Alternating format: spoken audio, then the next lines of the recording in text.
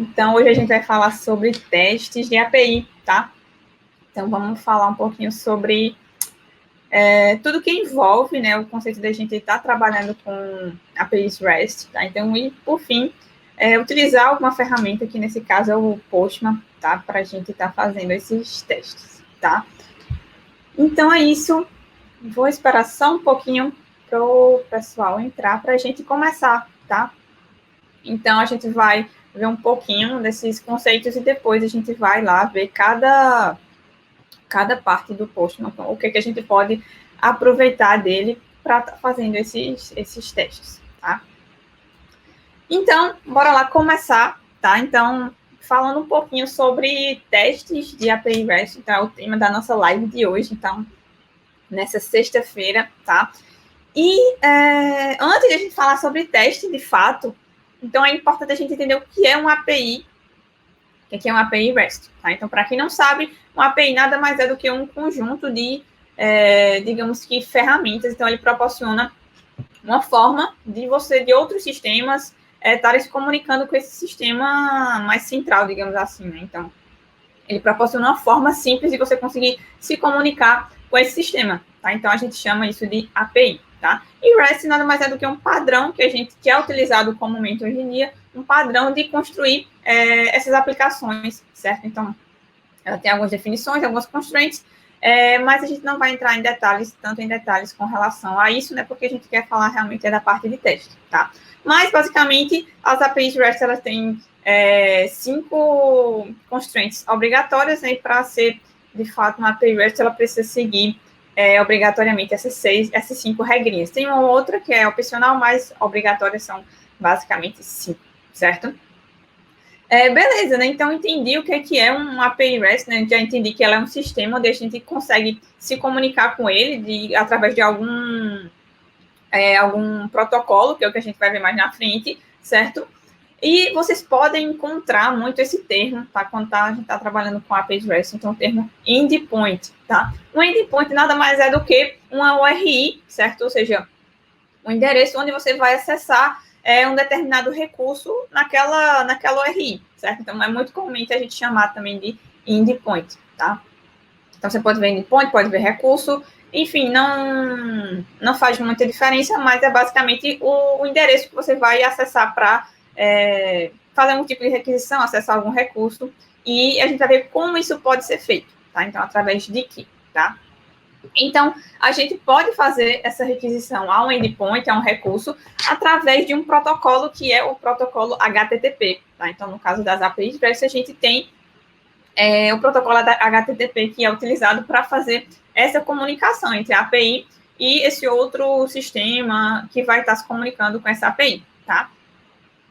Então, basicamente, tem vários métodos que a gente pode utilizar com o protocolo HTTP, certo? Mas, basicamente, tem 4 principais. Aqui eu coloquei 5, mas a gente tem 4 principais, que são o GET, o POST, o PUT, o PATCH e o DELETE, tá? Então, basicamente, esses são os mais utilizados, certo? Então, no GET, a gente deve utilizar ele quando vai solicitar alguma informação, então é bem parecido com o GET de quando a gente está fazendo a parte de encapsulamento, né, com linguagem de programação orientada a objeto, tá? Então, a gente não utiliza o GET para recuperar uma informação daquele atributo, a mesma ideia para o protocolo HTTP, certo? Então, a gente utiliza o método GET para recuperar informações, certo? Então, eu quero que você me retorne todos os clientes que estão cadastrados nesse sistema, tá? Então, eu quero que você me retorne os dados desse cliente com ID 3, por exemplo, tá? Então, tudo isso que é de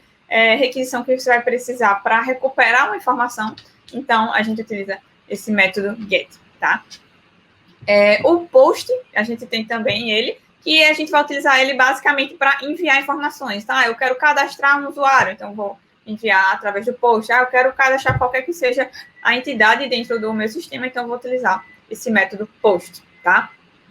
O PUT e o PATCH eles são bem parecidos, tá? Então, eles servem para atualizar alguma determinada informação na API, certo? Só que no PUT a gente utiliza ele quando a gente está enviando, digamos, vai atualizar todos os atributos daquela entidade, tá? Já no PATCH, você vai utilizar quando você quer atualizar apenas um daqueles atributos, ou parcialmente, digamos, né? Não vai ser todo aquele elemento, tá? Então, os dois servem para atualizar, então, um para atualizar o elemento, e o outro quando você quer atualizar parcialmente. E, por fim, a gente tem um delete, né? Então, já está dizendo quando a gente quer remover algum elemento daquela API, tá? Então, basicamente, esses são os métodos mais utilizados, tá? Então, os mais comuns da gente usar em APIs REST, tá? Então, existem outros mais, né? Se você quiser se aprofundar mais sobre esses métodos, então, dá uma consultada lá nos métodos do protocolo HTTP, tá? Só que quando a gente vai fazer uma requisição, né, uma API REST, a gente já entendeu que vai utilizar um método, e só que quando a requisição é enviada, a gente vai ter um retorno, certo? Então, a nossa API REST, ela vai ter alguns códigos de retorno, certo? Então, baseado no protocolo HTTP, certo? Então, tem um monte de códigos de retorno, tá? Mas, basicamente, de forma bem resumida, os que iniciam com 2 estão 200 e alguma coisa, tá? Então, eles geralmente indicam sucesso, certo? Sempre vão indicar sucesso, mas cada um com sua especificidade, né? Cada um vai significar uma coisa diferente, tá? Os códigos de erro que começam com 4, então 400 e alguma coisa, então é erro do cliente, tá? Então o cliente fez alguma coisa errada e retornou aquele erro, certo? Então, nessa categoria que está o famoso erro 404, né? Então, acredito que todo mundo já viu esse erro, né? Então, erro 404 é o mais comum aqui dessa categoria. E tem também os erros que começam com 5, né? Então, 500 e alguma coisa, tá? Então, esses são erros de servidor, tá? Então, teve algum problema lá com o servidor, tá? Existem diversos outros códigos de retorno, se vocês procurarem no Google, então vocês vão ver que tem um monte mesmo, então não se preocupem em decorar, né, o que é que cada código desse significa, tá? Então, é importante vocês saberem essas categorias, né, de 200, 400, 500, o que é que significa essas categorias, e se você precisar especificamente de um, né, então, identificar qual é um específico, e aí você vai lá e olha na documentação para ver qual que se adequa melhor para aquele retorno que você vai precisar, tá? Beleza, né? Então, já entendi tudo como funciona, né? Um API REST, já entendi qual protocolo que é utilizado, que tem código de retorno e que eu preciso de um endpoint, né? Uma URI onde eu vou acessar esses elementos, tá? Aí algumas pessoas podem se perguntar, né? Então, um API REST nada mais é do que o back-end, né? Então, a parte de negócio de uma aplicação, né? E aí, algumas pessoas podem se perguntar, será que tem uma linguagem melhor de se construir um API REST ou não? Então, às vezes, as pessoas fazem essa pergunta. Se for para estar integrando com algum front-end específico, se eu quero integrar com minha aplicação que está em React, eu quero integrar com a aplicação que está com Angular, tá? E a resposta disso é que não tem diferença, né? Então, para o front-end que você for utilizar, ele não está preocupado com qual foi a linguagem, qual a tecnologia que você utilizou para criar sua API, o seu back-end, tá? Então, o front-end, ele não precisa saber, na verdade, ele não sabe e nem quer saber qual é a tecnologia que foi utilizada para o back, né? Então, ele só quer saber que ele vai se comunicar com aquela API através do protocolo HTTP e através dos endpoints, né? Então, a gente vai precisar botar lá quais são os endpoints que você vai acessar, então, e utilizar os métodos HTTP para isso, tá? E é isso, basicamente, que o front-end precisa. Então, ele não precisa saber se o back foi construído em Java, ou em PHP, ou em JavaScript, enfim, ele não está preocupado com isso, tá? Então, para quem se pode se perguntar com relação a isso, então, respondendo essa pergunta que eu já recebi também nas caixinhas de perguntas, tá? Tranquilo, né? Então, eu já entendi como é que funciona uma API, já entendi que qualquer ferramenta, qualquer front-end pode estar acessando aquela API, tá? Não só front-end, né? Independente de quem for acessar aquela API, tá? E como eu poderia começar a realizar testes em uma API, tá? Então, vamos supor que a gente construiu uma API, tá? Então, independente da tecnologia, e aí como é que eu poderia testar, tá? Como é que eu posso dar os primeiros passos nos testes dessa API, tá? Então, o primeiro passo para isso é você conhecer o contrato daquela API, tá? Então, tem uma ferramentazinha, que é o Swagger, que é para documentar APIs, certo? Então, geralmente, quando a gente constrói uma API, a gente faz a documentação dessa API nessa ferramenta, tá? Então, é uma ferramenta muito conhecida para fazer documentação de APIs, certo? Não necessariamente que é obrigado a utilizar ela, tá? Então, não é isso, mas que ela é a mais comum de ser utilizada para fazer a documentação. Então, ela gera para a gente uma imagem parecida com essa que eu estou mostrando aqui para vocês, para quem está no YouTube, mas basicamente é o quê? Uma página, tem uma páginazinha,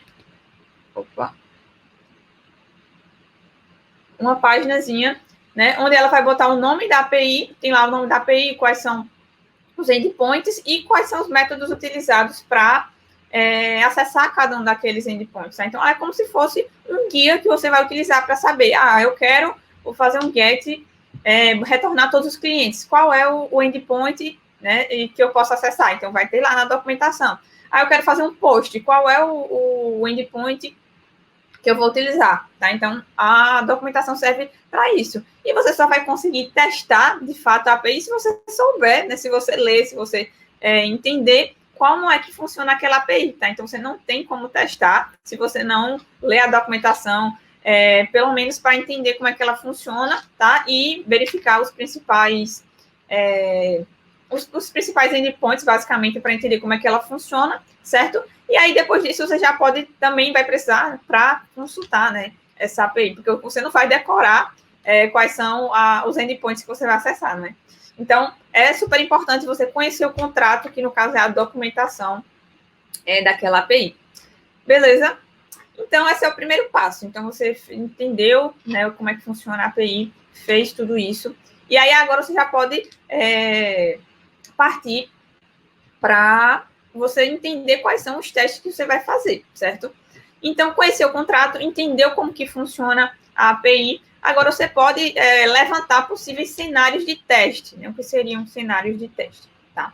Seria você dizer, começar a levantar quais são os possíveis testes que você iria fazer, certo? Então, por exemplo, o status code, né, deve ser 200, né? Então, o código de retorno para esse endpoint aqui específico, ele tem que ser 200. Então, esse endpoint aqui, ele deve retornar 100 posts. Ou cada user ID deve ter 10 posts, tá? Então, isso aqui seriam exemplos de cenários de teste que vocês poderiam utilizar. Claro que depende, como eu falei, né? Você precisa entender, primeiramente, a API, o que é que ela faz, tudo o que está relacionado ao domínio, né, daquela API, e aí, então, você vai conseguir já ter essa visão e vai começar a levantar esses possíveis cenários de teste, tá? Então, para cada, digamos, cada endpoint ou cada funcionalidade daquela API, tá?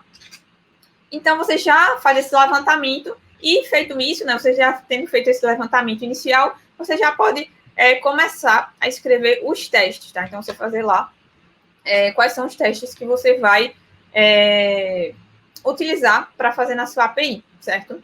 Então, aqui eu trouxe alguns exemplos de testes que vocês poderiam fazer, tá? Então, vocês poderiam testar, por exemplo, validação dos dados de retorno, tá? Então, verificar se os dados que estão sendo retornados, eles realmente eles estão sendo retornados ok, né? Então, foi de fato como foi especificado para aquela API. Então, você fazer essa verificação, tá? Então, escrever os testes para essas situações. Você pode também validar os headers da resposta, tá? Então, verificar se tudo que está vindo ali no header está de acordo também com o que foi especificado, com o que se espera para aquela API, tá? Então, você validar se a resposta também está de acordo, certo? Validar se a estrutura do JSON ou do XML também está correta, se ele está retornando o que se espera para aquele endpoint. E também validar se quando der algum erro, o status está de acordo com o erro que deu. Então, porque isso é muito importante para que a sua API ela esteja de forma correta, né? Então, imagine que deu um erro, algum erro específico para a sua API, que era para ter dado, por exemplo, 404, mas aí ele retornou um outro erro, por exemplo, um erro mais genérico, e aí você não vai saber qual foi o problema que de fato ocorreu. Tá? Então, por isso que a importância de você validar o código de erro que está sendo retornado naquela API, para que os seus clientes, quando acessem a sua API, saibam realmente qual foi o erro que aconteceu. Tá? Então, por isso essa importância, tá? Porque você tem que partir do princípio que diversos clientes, né, vão poder utilizar aquela API e você tem que colocar, né, tem que garantir, né, não exatamente garantir, né, mas trazer a melhor experiência para quem está utilizando aquela sua API, tá? Então, por isso a importância de você está realizando os testes, certo? E verificando se está acontecendo tudo conforme foi planejado para aquele seu sistema, tá? Como qualquer outro sistema que a gente desenvolve, tá? E aí a gente vem para a parte do Postman. Então, como é que eu posso trabalhar com o Postman? Tá? Então, o Postman nada mais é... O Postman nada mais é do que uma ferramenta onde a gente pode realizar requisições utilizando ela, tá? Então, vou falar um pouquinho sobre ela e mostrar, né, cada funcionalidade dela, digamos assim, as principais, tá? Para que quando vocês forem utilizar, se alguém nunca utilizou, né, então já se situar e conseguir fazer as diversas operações, tá? Então, eu vou só ajustar aqui para ficar melhor a visualização, certo? Deixa eu só alterar aqui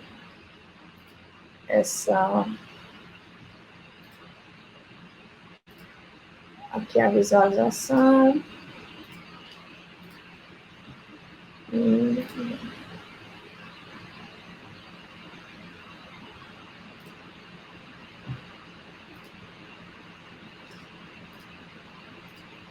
Certo? Então, eu acho que já deve estar aqui. Deixa eu só... Agora. Então, eu vou abrir aqui o post, mas vocês podem acessar procurar aí no Google, que vai aparecer, acho que entre as primeiras. E ele é essa ferramentazinha aqui, certo? Então, aqui eu já estava fazendo os testes, então deixa eu fechar. Não sei. Certo? Então, ele abre basicamente nesse formato, tá? E aí eu vou explicar basicamente quais são as principais áreas do Postman para que vocês consigam utilizar ele de forma adequada, tá? Então, deixa eu ver. Então, ele funciona basicamente como... Você pode também verificar aqui, ó, cadê? Aqui o Workspace, tá? Então, ele funciona como você pode criar vários Workspaces para cada cliente, por exemplo, certo? Então, você pode separar aquele grupo de requisições, aquela estrutura que você vai colocar, tá, para fazer os testes, dependendo, separar, né? Então, você pode botar um Workspace, né, para cada cliente, enfim, fica a seu critério como você vai organizar isso, mas você pode clicar aqui em New Workspace, certo? E aí você consegue adicionar um novo Workspace. Se você não fizer isso, então ele vai ficar salvando tudinho aqui nesse Workspace padrão que ele cria já para vocês, tá? Isso aqui é o conceito de Workspace, então é uma área de trabalho que você pode adicionar outras e tá armazenando essas informações de acordo com alguma estrutura específica que você quer organizar melhor, certo? Outra coisa que a gente tem aqui no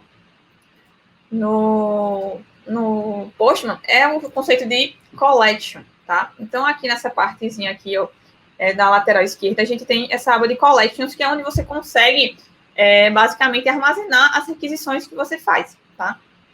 Então, você vai colocar coleções, ou então eu poderia, aqui eu botei, agrupei por exemplo, aqui live, né? Então, você pode adicionar aqui diversas collections e aí você vai, digamos que salvando todas essas requisições que você eventualmente pode precisar com muita frequência. Então, você pode já armazenar tudinho aqui nessas collections, então você coloca um nome para ela, tá? E aí você vai conseguir ajustar justamente para... Então, valeu aí, Fabrício, não estava aparecendo, ó. Acho que saiu sozinho, porque já tinha botado. Valeu aí. Janela. Acho que agora foi. Então, voltando, né? Então, eu estava explicando, mas não estava aparecendo para vocês. Então, aqui a gente tem o Postman, certo? Então, a parte do Workspace que eu falei, ele é aqui do lado esquerdo. Tá aparecendo para vocês a tela? Eu já compartilhei novamente, tinha saído. Agora foi, né? Então, aqui a gente tem aqui a parte do Workspaces, como eu tinha falado. Então, você pode colocar diversas áreas de trabalho, onde você vai agrupar todas as ferramentas, as requisições que você vai estar trabalhando aqui. Então, você pode separar os seus Workspaces. Se não quiser, então ele já vem com esse padrão, né? Então, você pode estar utilizando tudinho aqui, mas se você trabalha com diversos clientes, diversas aplicações, então é legal você estar fazendo essa divisão para que não fique aquela bagunça e fique aquele monte de requisições, tudo misturado, tá? Então, você vai acabar se perdendo com isso, né? Então, vai ficar aquela bagunça, tá?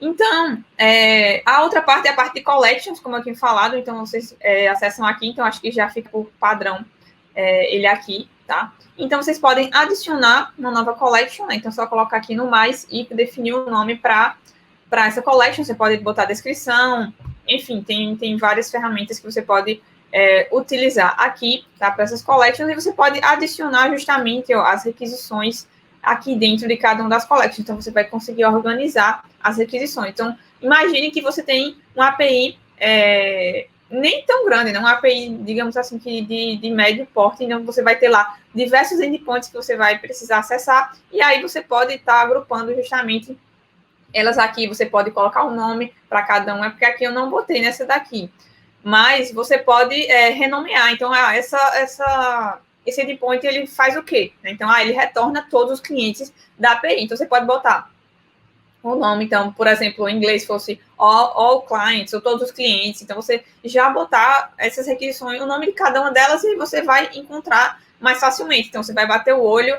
naquela requisição e vai ver, essa aqui vai retornar todos os clientes, essa aqui vai retornar o cliente, eu passando o ID específico, né? Então, você pode organizar aqui, tá? Então, é porque eu não botei o nome, então só adicionei direto aqui esse exemplo, tá?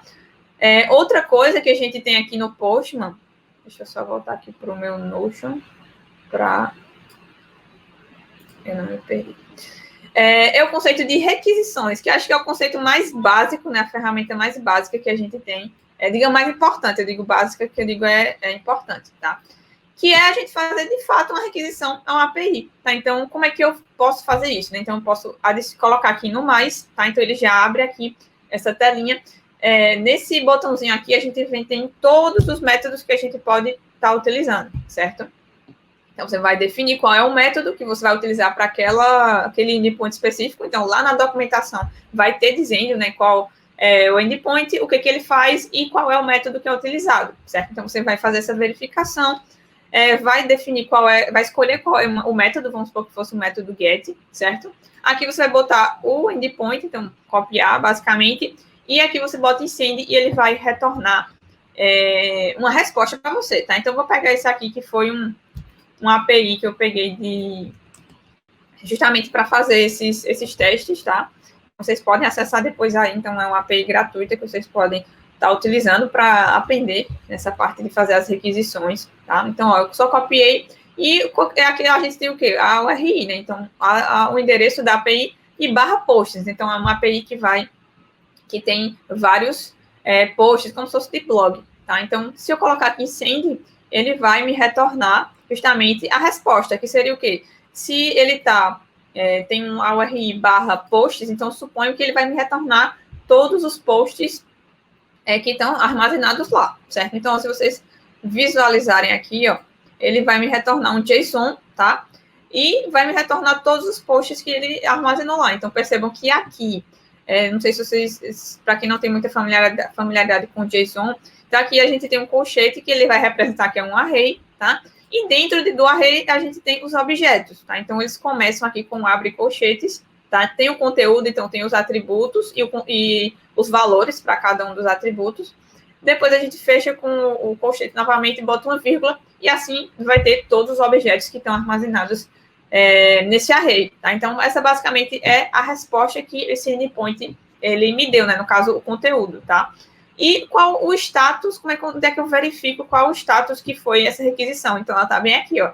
Status foi 200, ok. Então, deu tudo certo, né? Então, retornou os valores, tá? Então, deu tudo certo, então ele retornou 200, ok.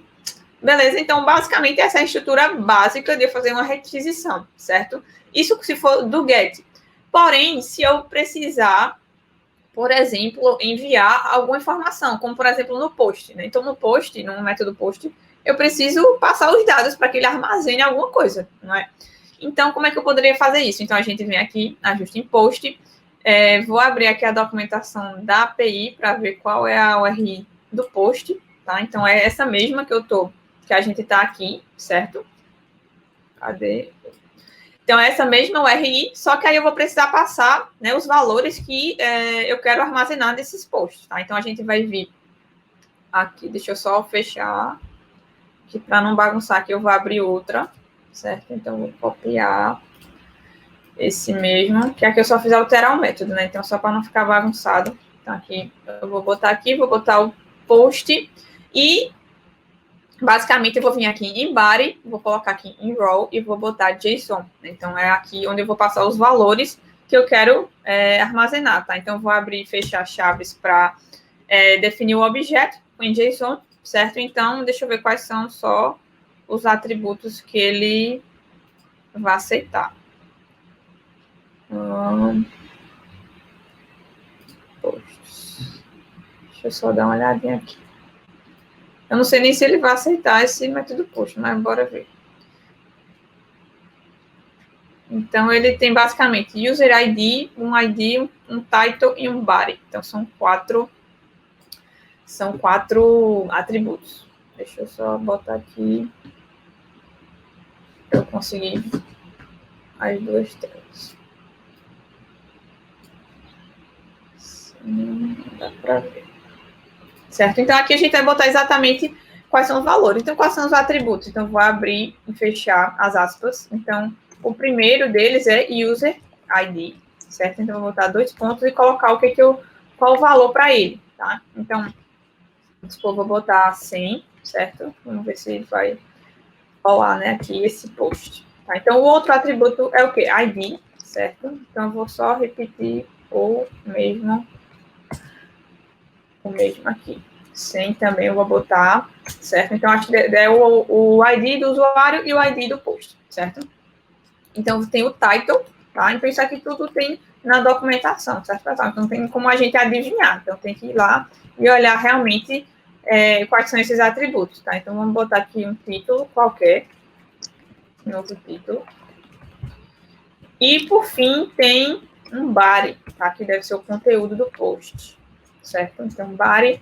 E aí, a gente vai botar algum conteúdo do post, certo? Então, basicamente, esse seria uma forma de a gente enviar uma requisição do tipo post, tá?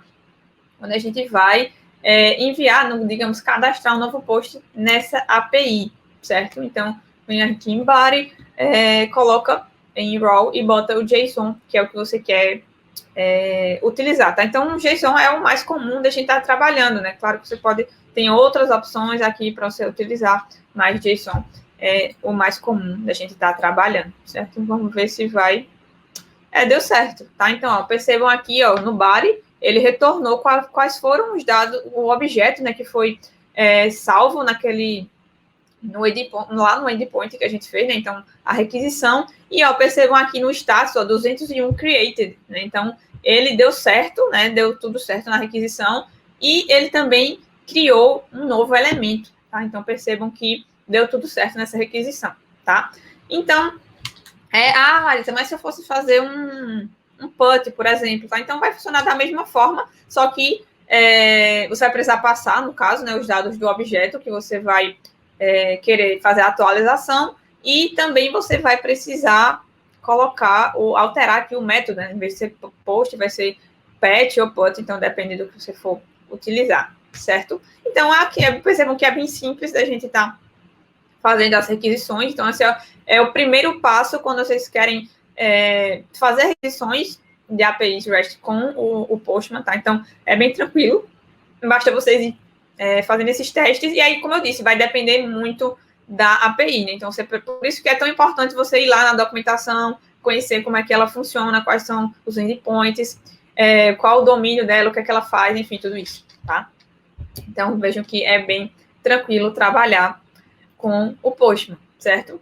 Além disso, a gente tem uma outra seçãozinha, né, no Postman, que é a parte de environment, tá? Então, em environment, você pode, digamos assim, ajustar alguns elementos de ambiente para que você não precise toda vez estar passando esses elementos na requisição, tá? Então, vamos supor que você faz essas requisições com muita frequência, aí toda vez você tem que estar botando, por exemplo, a URI da API. Então, toda vez você está tendo que colocar qual é a chave, né? Então, tem algumas APIs que precisam de uma chave para você estar acessando, então não é uma API que qualquer um pode utilizar, tá?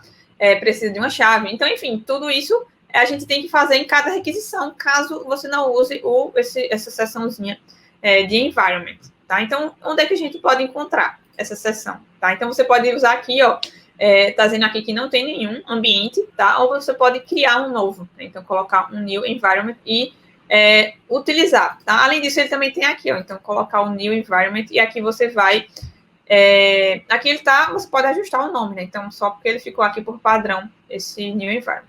E aí você pode adicionar uma variável que você quer estar trabalhando, tá? Então, eu coloquei algumas aqui no Notion que são mais comuns, como, por exemplo, saiu de novo, como, por exemplo, a URL base, certo? Então, qual é a URL base da API? Então, eu já vi aqui. Então, deixa eu só voltar aqui, tá saindo aqui do espelhamento. Então, aqui voltando, certo? Então, a gente tem algumas configurações que podem ser muito úteis para a gente, como, por exemplo, você botar aqui a URL base, então você configura aqui, coloca a variável, bota aqui que é URL base, e aí você vai botar qual é o valor, então você define qual é o valor inicial e o current value, então você bota qual o endereço daquela sua API que você vai sempre precisar estar utilizando, né? Então você só vai precisar estar trabalhando com no caso da parte final, né, do endpoint. Então, se é essa API de posts, então tem lá o endereço, aí tem barra posts, tem barra alguma coisa. Então, você vai só precisar ficar colocando esse final, que no caso vai ser relacionado a cada endpoint, tá? Então, facilita para você não estar botando toda vez aquela URL base, certo? Outra coisa que você pode utilizar também é para botar a chave da API e o token. Tem, como eu falei, tem algumas APIs que você precisa da chave da API de um token para estar acessando. Então, você pode também cadastrar aqui no seu environment e você não vai estar precisando enviar toda vez isso na requisição, tá? Então, facilita muito o trabalho que você está fazendo essa configuração aqui no environment, tá? Então, como é que a gente pode, basicamente, fazer a parte de testes realmente, né? Porque a gente fez essas requisições, de qualquer forma, é uma forma de você estar testando esses endpoints, mas o que eu falo é de realmente aplicar testes nessas APIs, tá? Então, quando a gente vem aqui para o Postman, deixa eu abrir aqui uma requisição, aquela primeira requisição que a gente fez, que foi get, certo? Então, se vocês observarem, aqui a gente tem uma abazinha, ó, testes, tá?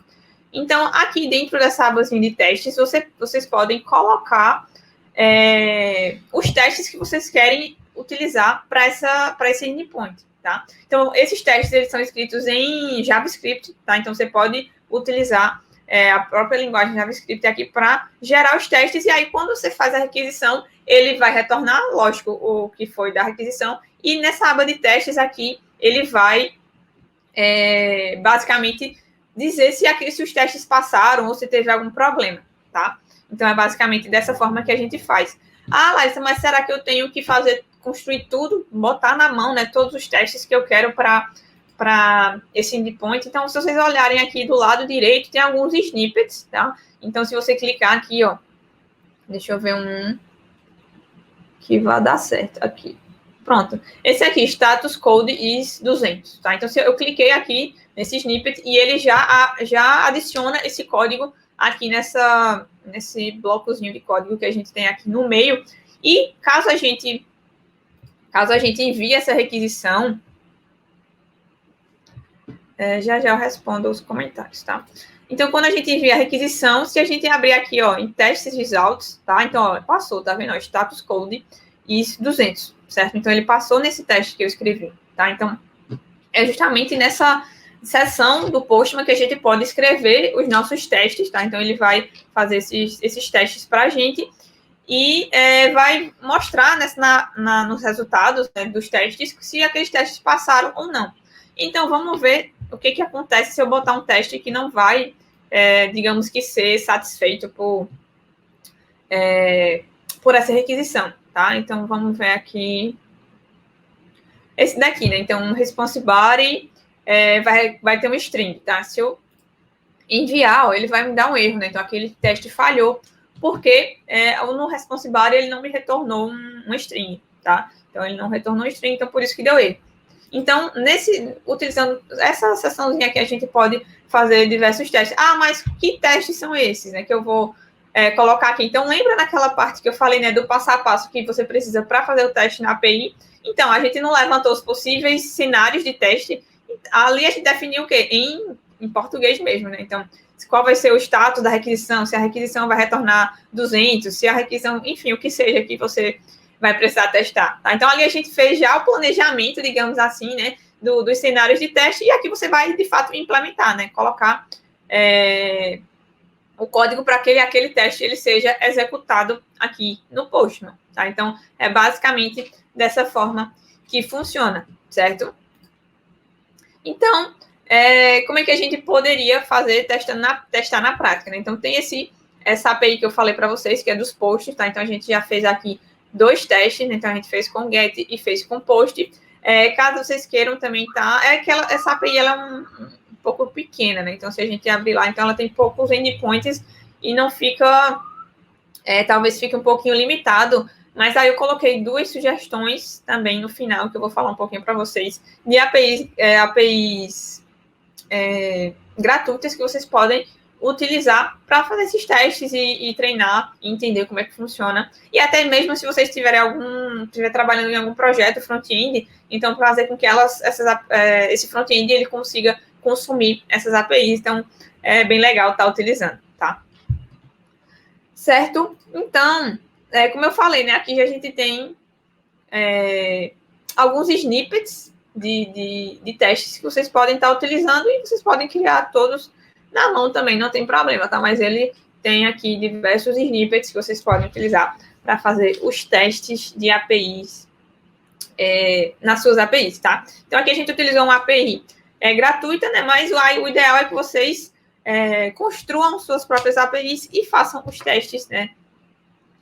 Dessas APIs, tá? Então, aqui seria uma forma de fazer esses testes, claro que você poderia fazer em outras ferramentas, enfim, tem outras formas de fazer, tá? Eu estou mostrando aqui como vocês poderiam fazer utilizando o Post, tá? Então, deixa eu ver o que o pessoal está perguntando. Sim, então, o token, se vocês quiserem botar na mão, né? Então, tem que botar aqui, ó. Botar aqui para quem não tá no Instagram, tem aqui no header, você vai botar aqui e o value, né? No caso, o valor, certo? Outra opção é você já botar lá no environment, tá? Então, você já cadastrar lá, e aí você não vai precisar estar tendo que fazer sempre nas requisições, estar botando essas informações, certo? Então, são 2 opções que você tem, botar no header ou tá configurando o environment para estar botando o token e aquele outro termozinho da API, né? São a chave da API, né? Então, são esses dois elementos que a gente precisa para acessar algumas APIs, né? Essa que eu mostrei para vocês, então ela não precisa, né, colocar nada. Então, percebam que o header, ele tá vazio, né? Então, não precisa enviar nada aqui no header, né? Então, você pode acessar diretamente, tá? Mas tem outras, como uma que vou mostrar aqui para vocês, ó. Uma de filmes, tá? Que eu botei aqui o link, que é TheMovieDB, né? Então, é uma API gratuita também que você pode estar utilizando, então, é uma API de filmes, certo? Então, que vocês podem utilizar para testar algum front-end ou testar também essa parte de consultas em API de REST, tá? Então, para sair praticando, eu botei aqui, né, como quem já participou das outras lives essa semana, viu que eu botei algumas atividades, basicamente, para que vocês já saiam da live praticando o que vocês aprenderam na live, tá? Então, digamos que atividade para vocês já saírem praticando esses conceitos que a gente viu. Então, o primeiro passo é vocês entenderem o contrato da API, tá? Então, eu botei 2 sugestões de API. Então, para quem gosta de Pokémon, tem uma API de Pokémon, é enorme, é até um pouquinho complicado de entender ela, mas tem essa API e tem essa de filmes também, que aí com a de filmes vocês precisam botar a chave e o token da API. Essa outra não precisa não, que eu falei, tá? Então, essas duas, pegar, entender o contrato dessas APIs, baixar o Postman, né, no computador de vocês e fazer requisições, tá? Para essas APIs e já ir treinando e testando, verificando como é que funciona essas requisições e os próprios testes no Postman, tá? e utilizar os snippets de teste do Postman que eu mostrei para vocês. Então, tem vários snippets lá e vocês já podem utilizar alguns deles ou adaptar algum deles para começar essas atividades e botar em prática o que vocês aprenderam hoje, tá? Então, vou ver se tem alguma pergunta aqui, certo? Que eu não respondi ainda. Para a gente finalizar, deixa eu ver, acho que...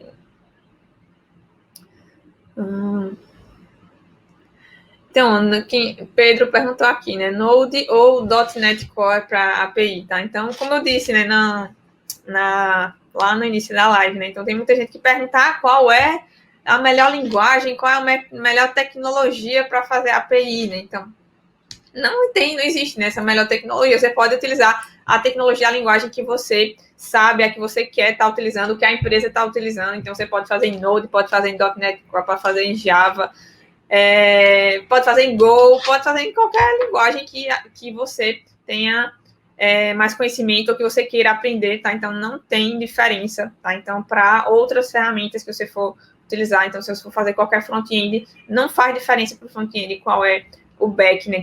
Qual é a tecnologia que está sendo utilizada para construir a API, tá? Então, não tem diferença, acho que vai muito de o que você sabe, o que você quer construir, com que linguagem, tá?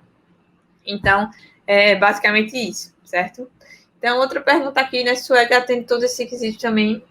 Quais requisitos? Então, o Swagger, ele é para documentar, certo? Então, ele consegue documentar toda a API que a gente constrói, tá? Então, basta a gente estar utilizando ele nos nossos projetos, tá? Então, é uma forma bem prática de você estar documentando a sua API, tá? Então, ela é basicamente a ferramenta, eu acho que é a mais usada para fazer documentação de API, tá? Então, atende sim se for esse, no caso, o requisito que você está falando, certo, Pedro? Então é isso, gente.